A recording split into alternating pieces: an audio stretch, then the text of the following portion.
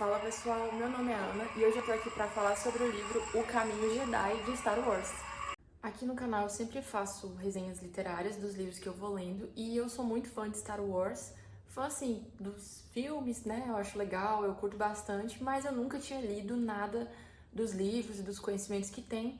E esse ano maratonando eu percebi que tinha várias micro coisinhas que ou eram pontas soltas ou então eu não conhecia sobre a história e resolvi ir atrás desses livros que contam detalhes sobre a organização Jedi, sobre o treinamento e etc.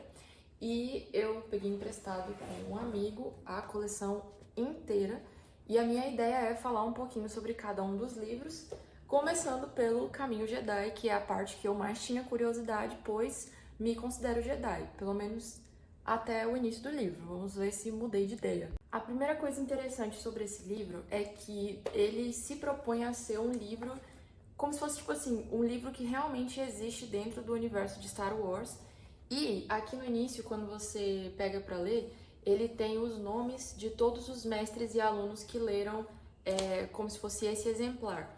Então, aqui na história fala que provavelmente esse livro foi escrito cerca de uma década depois das guerras Siths, em 1000 ABY, mas depois eu descobri que aconteceu um monte de guerra Sith, um monte de guerra Jedi. Os Jedi tinham achado que tinham exterminado os Siths um monte de vezes, então isso aqui pelo menos não me ajudou muito a entender. E nesse livro aqui em específico, essa nota que tem aqui, ela é como se fosse o Luke, quando ele tá na fase dele já Jedi, de treinamento, organizando documentos para tentar retornar com a Ordem Jedi ou reorganizar a Ordem Jedi. Então aqui a gente tem alguns nomes importantes como o Yoda, Conde Dooku, o Anakin Skywalker, o Obi-Wan, o Mestre Qui-Gon, a Ahsoka Tano, o próprio Darth Sidious, que é o Palpatine, que treinou o Anakin depois, e por fim o Luke Skywalker, que é a pessoa que está organizando toda essa história. Dentro disso do livro, na proposta ser um livro que os personagens de Star Wars usaram para estudar, que foi passado de mestre para Jedi, tananã, a parte que eu mais gostei foi que esses personagens que lá no início tinham o nome deles, eles colocaram anotações ao longo do livro. Então, enquanto você tá lendo, você encontra esses detalhezinhos assim, que é como se fosse aqui um comentário que o mestre Yoda colocou. Aqui, ó, que tá falando sobre como segurar o sabre. Aí tá falando aqui, a Ahsoka escreveu: esta não é a única maneira de segurar um sabre de luz, porque ela treina assim, ela usa assim o sabre, né? Ao invés do modelo convencional assim. Eu achei muito legal esse pequeno detalhe que tem na história. Talvez acho que eu gostei mais desses detalhes do que nas coisas específicas que estão escritas no livro, porque através desses comentários você consegue ver a personalidade dos personagens. Então dá pra ver que, por exemplo, o Anakin, ele não foi do nada que ele ficou doidão lá, igual no episódio 3. Ele sempre teve um posicionamento bem questionador, meio rebelde, e isso aparece nos livros. Aí a Ahsoka, que foi treinada pelo Anakin, também é assim. E o Luke, que é filho do Anakin, também é desse jeito. Então eu achei muito legal, tipo, agregou muito mais à história do que eu achei que agregaria, não ficou, tipo, só um detalhe. Aqui nesse vídeo eu não vou falar sobre tudo que aparece no livro, né? Mas ele é dividido em 4 partes. O início é a introdução da Ordem Jedi, e aí depois ele vai falando de acordo com as etapas que o Cavaleiro Jedi vai passando. Então, o Jedi iniciado, Padawan e, por fim, Cavaleiro Jedi. E nesse livro ele é como se fosse uma apostila ali do Conselho Jedi que os alunos usam para aprender sobre coisas específicas. Então eu imagino que tem mais conteúdos do que esse aqui. O próprio livro cita que esse livro é tipo um compêndio, mas que nos holocrons tem muito mais informação. Mas ele dá algumas informações muito importantes, por exemplo, sobre os sabres de luz, sobre os estilos de batalha, sobre o que os Jedi ficam fazendo quando eles não estão só ali na batalha principal, que era uma dúvida que eu tinha, porque a organização Jedi ela é gigantesca. E nos filmes a gente vê tudo girando muito ali em torno do Anakin.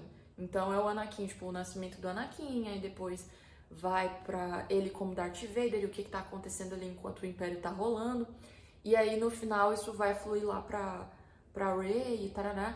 E aí eu pensava assim, cara, o que que os Jedi tanto faziam quando eles não estão batendo sabre de luz? Porque eles, tecnicamente, eles não é pra eles só brigar. Então, o que que eles fazem além de brigar?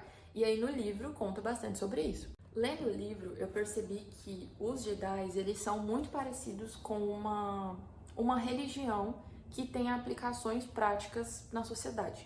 Então, muito da questão Jedi gira em torno da compreensão da força. E essa força, ela é tipo o mundo espiritual para nós cristãos. É uma coisa que está aqui ao redor e a gente aprende a interagir com isso. Então, os Jedi, no caminho, na ética deles, eles têm uma coisa de abnegação total de quem eles são, o que eles querem e de confiança total na força. É por isso que nos filmes, em muitos momentos, parece que eles são, tipo, calmos demais, ou então que eles não estão nem um pouco preocupados. Tipo, o Mestre Qui-Gon mostra muito isso nos primeiros filmes. E isso acontece porque, na história, eles estão tão concentrados em fazer o que a força quer, em servir a força, servir a um propósito maior, que eles não precisam se preocupar em ter tudo sob controle ou controlar todas as coisas, porque eles creem que o caminho deles já está totalmente submisso à vontade da força. E eu achei isso muito legal. Outra coisa também que outras pessoas podem ter percebido, mas eu nunca percebi, é que é muito inspirado na cultura dos samurais, muito inspirado mesmo. Então, as imagens que tem sobre o início da Ordem Jedi, os Jedi iniciais, eles se vestiam muito parecidos ali com samurais, até o cabelinho, que é algo que, pelo que eu entendi, eles colocaram até para dar um tom mais ancestral, mas que quando vai vindo mais pra cá na história, né, que isso aqui é bem no princípio, eles já não têm tanta aparência assim, mas ainda tem bastantes resquícios. Sobre o Código Jedi, que é uma das partes mais importantes de todas, são 5 preceitos fundamentais. Não há emoção, há paz, que é quando fala que o Jedi, quando ele se entrega aos seus sentimentos, ele é conduzido pelas suas emoções e é muito capaz de ele acabar se perdendo, porque é assim que os Sith se perdem. Então existe a paz, o equilíbrio, a serenidade para se manter em harmonia com a força. Não há ignorância, há conhecimento, que é sobre essa busca erudita, sobre estudar como que a força funciona em cada área. Então, eles têm muitas bibliotecas, muitos holocrons, que são esses arquivos Jedi que têm informações, e eles são muito incentivados à pesquisa. Não há paixão, há serenidade, porque paixão aqui eles colocam quase uma continuação do primeiro, né? Uma busca desenfreada pelos próprios sentimentos. Então, você tem que estar em equilíbrio. Não há caos, há harmonia, que é isso que eu falei, deles estarem tão ligados com a força que as coisas vão simplesmente fluindo. E não há morte, há a força, que é a crença de que quando os Jedi morrem, eles retornam pra força, que é uma coisa meio do pó eu vim, para o pó eu retornarei, tipo isso, sabe? Eu não sei se é porque eu sou crente, mas eu vi muita referência, assim, à fé cristã, à fé budista, sabe? Tipo, é uma questão bem religiosa mesmo, espiritual, e eu achei isso genial. Eu acho que deu um salzinho ali na história que eu gostei bastante, que é muito além de piu, piu, piu, sabre de luz. Do ponto de vista político, mais de uma vez é citado que os Jedi funcionam como servidores públicos. Então, o que acontece? Eles são a favor da democracia, eles são a favor da república e eles prestam serviço para essa república. Então, aqui no início fala que os Jedi existem muito antes da República, dessa organização política das galáxias, mas que eles já serviam à força através dessa abnegação. Então, imagina que os Jedi eles são tipo monges que são chamados para trabalhar em lugares específicos, e é por isso que os Jedi não podem se casar ou então ter um relacionamento ali duradouro, porque eles devem ser totalmente dedicados a esse serviço pelo próximo, a essa abnegação. Então, o foco do amor deles tem que estar na galáxia de um modo geral, no seu próximo de um modo geral, e não só numa pessoa, como é no casamento, ou nas paixões e etc. E aí, que dentro disso, entra uma parte que eu achei muito legal, que é o fato dos trabalhos que eles fazem. Porque os Jedi, eles têm uma série de trabalhos voltados para agricultura. Então tem Jedi que são voltados para tecnologia, outros para agricultura, para tipo reflorestar planetas, cuidar de pessoas em planetas que, tipo, estão sofrendo algum tipo de terrorismo. Então, os Jedi, eles geralmente são enviados para esses locais como se eles fossem um policial, agricultor, bombeiro, médico, tudo numa mesma pessoa. Então, quase todos eles são treinados nessa arte da vida, né? Da cura, da proteção da vida, do cuidado com animais, com a terra. E tudo isso está diretamente ligado com a força, com manter o equilíbrio.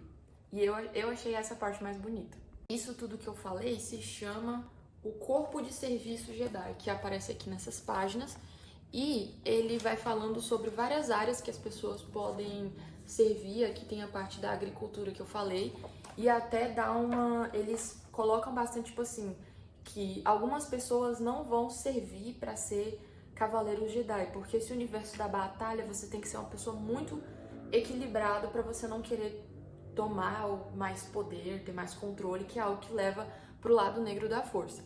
Então, dá a entender que a maior parte das pessoas não vai se tornar Cavaleiro Jedi, mas vai se tornar esse serviço público aqui de cuidar do seu próximo, de ser médicos, professores, pessoas que trabalham nesse sentido de cuidado da população. E isso eu senti muita falta nos filmes, cara. Eu não cheguei a assistir as animações, já me falaram que a maior parte da história tá nas animações, mas nos filmes parece que os Cavaleiros Jedi, eles são só, tipo, policiais espiões. A única coisa que eles fazem é usar o sabre de luz e não, a maior parte é sobre isso aqui, sobre cuidar da população e toda essa parte mais complexa. O livro fala também sobre os modos de batalha. E aí, eu vou falar bem brevemente sobre isso, mas os Jedi, eles têm alguns pontos fracos se comparado com os Siths, que é o seguinte: eles, como não há paixão, há harmonia, e como não há emoções, há paz, eles nunca podem se entregar aos desejos do coração. Então, toda vez que um Jedi faz alguma coisa que ele tá começando a ficar muito fissurado naquilo, ele tá pendendo pro lado muito à força. Então, existem estilos de batalha, mas se um estilo de batalha é muito agressivo, já não é legal. Ou, por exemplo, se você vai executar, tipo, ele tem que lutar focando em não matar o oponente, mas se for pra isso acontecer, tem que ser de um jeito que não seja cruel. Então, por exemplo, aquela forma que o Anakin mata o Conde Dooku, que ele decepa o cara aqui, esse é um jeito Sith de resolver as coisas. Qual que seria o jeito Jedi? Decepando um braço, igual o Obi-Wan já faz. Pra chegar nesse nível de você, tipo, rachar uma pessoa no meio, já tá muito errado para os preceitos Jedi. E aí que entra muitos dos comentários do Darth Sidious nesse livro, que é eles falando sobre como que isso é claramente um defeito Jedi, achar que você vai pra batalha, mas você não vai machucar ninguém. E eu não sei, eu concordo um pouco, porque fica meio dúbio, sabe? A grande maior parte do treinamento deles é sobre combate, mas eles têm limites muito grandes sobre combate. Então, enfim, lendo o do Sith, eu percebi que vale a pena seguir esse estilo aqui, mas eu entendo o comentário do Darth Sidious. Um outro ponto, que eu não é querendo concordar com os Siths, mas já concordando, é que em muitos momentos aqui no livro, eu vejo que existe uma arrogância Jedi. Eles sempre acham que eles estão muito no controle de tudo e que eles têm muita certeza sobre tudo e que o único caminho que existe para ver as coisas é do jeito Jedi. E aí entra a parte filosófica, lá no finalzinho eles falam sobre coisas que fazem um Jedi deixar de ser Jedi. Então a gente já sabe que tem os Cavaleiros Jedi, que nem todos os Cavaleiros vão ir pra luta, eles vão trabalhar em outras áreas da sociedade, mas tem alguns que eles... Como é que fala? Que eles abandonam ali a Ordem Jedi, eles não querem mais servir como Jedis, e aí eles tem dois tipos. Tem os que pendem para o lado negro da força, que acabam se tornando Siths, porque a busca deles é por poder, fazer as coisas do jeito deles. E tem uma outra galera que eles chamam de os perdidos, que são os Jedis que abandonam a Ordem Jedi por motivos filosóficos. Que eu imagino que muito provavelmente é tipo assim, por não concordar com tudo, ou então porque quer ter um relacionamento, mas não acha que faz sentido continuar se abstendo. E aí, eles citam também bem por alto os tais dos Jedi Grey, que são como se fosse uma outra ordem. achei sobre os Jedi Cinza, eles falam assim: os chamados Jedi Cinza estão conosco desde o começo, ainda que não tenham rompido com a ortodoxia Jedi. Com relação ao lado negro, eles se irritam quando lhes pedem que sigam ordens do Conselho. Os Jedi Cinza fazem acordos, aparam arestas e escondem suas ações do escrutínio, tudo sob a presunção de que suas experiências fazem deles autoridades políticas. Então, os Jedi Cinza, eles são tipo assim: eu não sou Sith, eu não concordo com o que o Sith está fazendo, mas eu não acho que eu tenho que seguir o Conselho Jedi para tudo que eu vou fazer. Eles são meio que um meio termo ali. E parece que eles existem desde o início, mas como nesse livro aqui eles focam muito nas noções Jedi, não cita muito sobre o que eles são. Aí tem os perdidos, que eu falei, que são os mestres que se afastam por questões filosóficas. E tem uma parte aqui que eu achei a mais importante de todas, que agora vem comigo, que é complicado. É um capítulo chamado Percepções Equivocadas dos Jedi. E aí aqui, eles falam sobre algumas visões que as pessoas da galáxia têm sobre os Jedi e que por que elas estão erradas. E aí eu pensei assim: nossa, por que as pessoas não gostam dos Jedi? Eu sei que os Siths não gostam e os Siths falam que metade da galáxia não gosta dos Jedi. Eu já achei estranho, pensei assim: Sith deve estar mentindo. Mas tem alguns pontos aqui. Primeiro, que os Jedi são feiticeiros, que é um mal entendido porque eles manipulam a força ali. E lendo esse outro livro, que é o livro dos Siths, eu percebi que os Siths são feiticeiros mesmo. Eles fazem coisa de magia de sangue, umas coisas assim doideira, de sacrifícios e nananã. Os Jedi são sequestradores. Aqui que entra. Os Jedi, eles não têm filhos. Então, como é que eles fazem o processo de recrutar novas pessoas para os Jedi? Através do cálculo das midi-chlorians. Então, nesses atendimentos médicos que eles fazem, eles tiram o sangue da pessoa e vê qual que é o número dos midi-chlorians que aparece no sangue da pessoa. Igual acontece com o mestre Qui-Gon quando ele descobre o Anakin. E aí que essas crianças, geralmente elas são identificadas com 2, 3 anos de idade. E aí imagina a situação, tem os pais, e aí os pais falam assim: não, mas eu não quero que você leve meus filhos. Porém, está escrito assim: uma acusação bastante familiar para os Jedi recrutadores. A afirmação tem origem na dor do apego emocional. Ela também é tecnicamente falsa.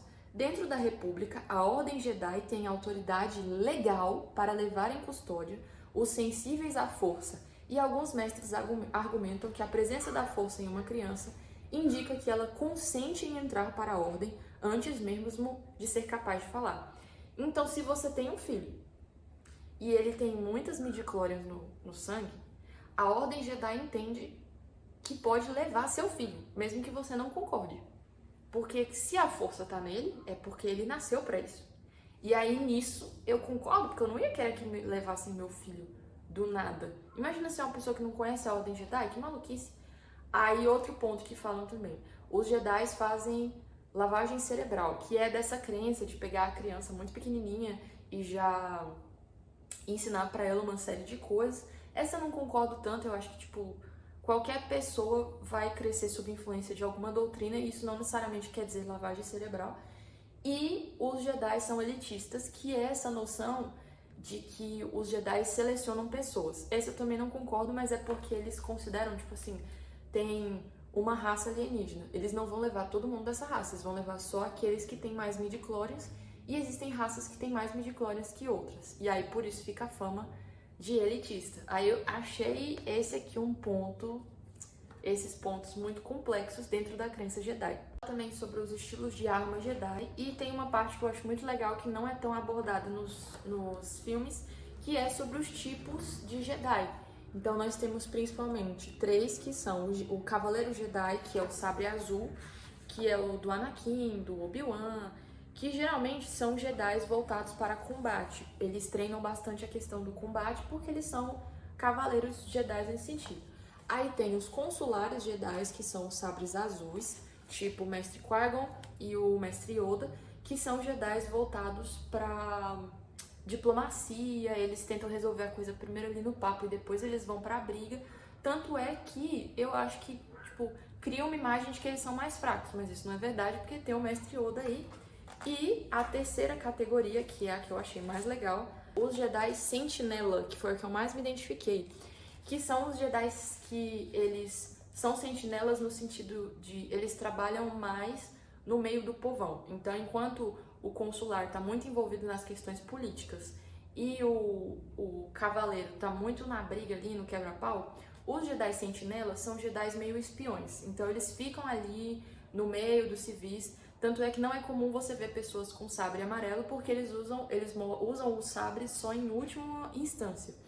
E eles são conhecidos também por não ter problema com tecnologias e com conhecimentos civis. Eles não são tão apegados só à teoria Jedi. Então eu achei eles mais equilibrados, porque eles não consideram que só a força deve ser utilizada, mas as tecnologias de um modo geral. O livro, de uma forma mais aprofundada, é muito complexo, tem muita coisa, fala sobre os tipos de arma, explica por que o sabre de luz ele não é completamente poderoso contra tudo. Então existem vários tipos de metais, que inclusive são usados pelos Siths, que combatem o sabre de luz. Um dos exemplos é o Beskar, que aparece em Mandalorian. É um tipo de liga metálica que é resistente ao sabre de luz e a tiro de blaster também, por isso que os Mandalorianos são tão importantes assim. Quase não cita nada sobre a treta dos Mandalorianos com os Jedi, e eu senti que realmente muito do que aparece ali nos filmes sobre eles serem muito nariz em pé, muito soberbos, achar que já venceu uma guerra quando na verdade não venceu, aparece muito nos livros. Eles têm muito esse controle sobre o conhecimento e acham que estão sempre certos, e aí isso acabou sendo a ruína Jedi, né, da Ordem, porque os Sith estavam ali fazendo de gato e sapato a República e eles estavam tão focados em si mesmos que não perceberam. Então é isso, tem muito mais coisa, mas não dá pra falar, o vídeo vai ficar enorme. Espero que vocês tenham gostado e é isso. Tchau, tchau!